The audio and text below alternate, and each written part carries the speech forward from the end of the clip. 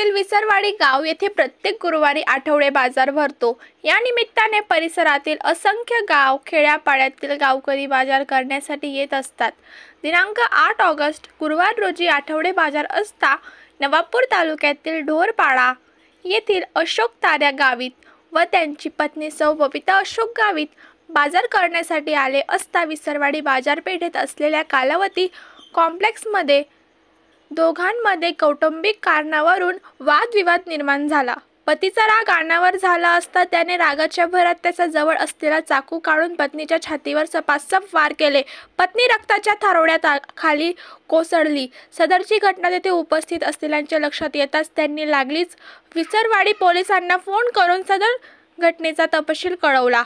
लागलीच घटनास्थळी सहाय्यक पोलीस निरीक्षक प्रकाश जोडगे, पोलीस उपनिरीक्षक किरण पाटील, अनिल राठोड, लिनेश पाडवी यांनी धाव घेऊन पती अशोक गावितला ताब्यात घेतले आणि तातडीने जखमी पत्नीला उपचारासाठी ग्रामीण रुग्णालयात दाखल केले। वैद्यकीय अधिकाऱ्यांनी वेळेवर उपचार केल्याने महिलेची प्रकृती स्थिर आहे असल्याचे वैद्यकीय अधिकाऱ्यांनी सांगितले। विसरवाडी पोलीस ठाणे येथे संबंधित व्यक्तीविरोधात गुन्हा दाखल केला आहे।